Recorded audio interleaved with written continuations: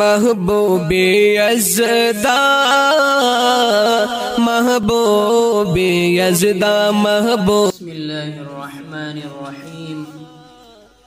عن أنس رضي الله تعالى عنه قال قال رسول الله صلى الله عليه وسلم تسحروا فإن في السحور بركة متفق عليه. ده حضرت انس رضی اللہ عنہ نے روایت تے دے فرمائی نبی علیہ السلام ارشاد مبارک تے تسحروا چتاسو سحری کوئی فإن في السحور برکتا یقینا ستاو د پاره پدی سحری کی او دی چربانگی کی برکت تے. امام مسلم امام بخاری دوانو دا روایت نقل کړي دي. دی حدیث مبارک کی نبی علیہ السلام د سحری او د چربانگی متعلق منگ ته یو سنت عمل و خود چې تاسو د دې ټیمه خوراک سکا کوئ ځکه الله تعالی ستاسو د پاره دا برکت والا ګرځولې ده. علماء کرام بیا د برکت مختلف معنی کوي چې څنګه پدې کې برکت ده. نو یو دا چې د نبی علیہ السلام په سنت باندې عمل وشي نو د دین لوی برکت بلکم کېدې شي. او دویم دا چې کله انسان د چربانګي ټیمې سنه خوراک کوي سنه سسکا کوي نو کوم ورځ چې په د باندې د ولګي روانه ده نو هغه بیا د ته اسانه وي او هغه ډیره په تکلیف او مشقت باندې بیا نه تیری بلکې سنه سره د سہولت پای کې د دې وجه نه نبی رسول الله فرمایي چې تاسو سحری تر پاسي پدې کې الله تعالی ستاسو د پر برکت یې خېده. بل روایت ته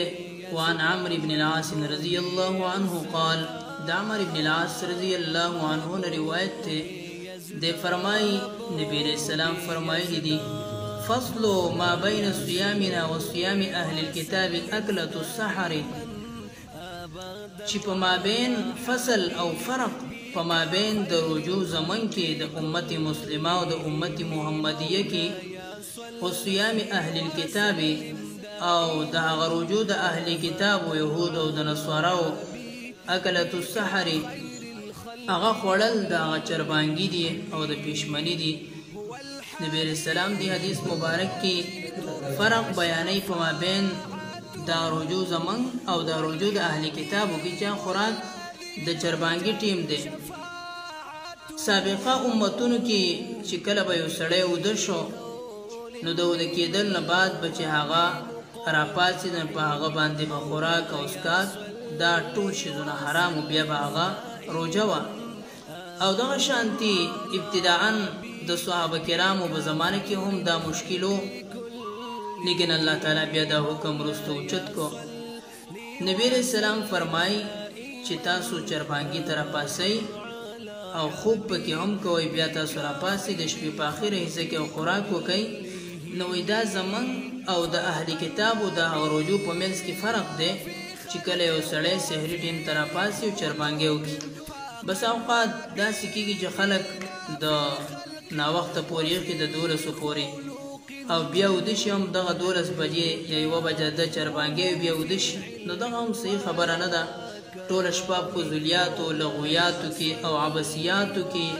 فحاشي او ریانه کې تیر شي او بیا د هغې نه بعد دا خوراک سنه سو کې او بیا سمري سره غمون کې هم فوت شي. نو په دې کې یو بهتره خبره ده چې کله سړی چربانګي تر پاسي نو سهار مون سره د جماعت نه ادا کی با جماعت مون ادا شي. نو چې کله هم یو سړی چربانګي ته نه راپاسي او دغه شان د شپې نه دی ودشي او بیا 11 بجې باندې دی راپاسي نو د دې روزي څه فایده شوه. نو دی وجه نبی علیہ السلام مون ته فرمایي د نبی علیہ السلام تعلیماتو کې او د نبی علیہ السلام په ارشاداتو کې د امت مسلمه لپاره هر قسمه خیرونه او برکتونه دي. نو کوشش وکړئ چې دا کم احادیث مبارکه تاسو ته بیانول شي دا زموږ عمل کې راشي او دغه شانتي مخکې نور مسلمانانو ته د پیغام رسولو کوشش موږ چې هر مؤمن مسلمان نارینه او زنانه چې کوم د رمضان د بهترینه میاشت دغه شان د روجمات متعلق چې تاسو ته کوم احادیث بیان شو اوس د سحری متعلق او د جربانګي متعلق چې دا کوم احادیث مبارکه بیان شو نو کدا زمونږ عمل کې راشي نو یو هغه فرض روژه هم وشو د نبي علیه السلام په سنتو باندې عمل وشو نو دا به ډېر نور علی نور وي او اله الامین چې زمونږ سره په دې کومې وعدې کړي روژه باندې چې زه انسان ته ثواب ورکوم او انا اجزي به زه په خپله دې بدله ورکوم نو انشاءالله موږ به د هغه خیرونو دا ثوابونو دا رحمتونو موږ محروم پاتې نشو. يدانوه في علم ولا كرم مولاي صل وسلم دائما ابدا على حبيبك خير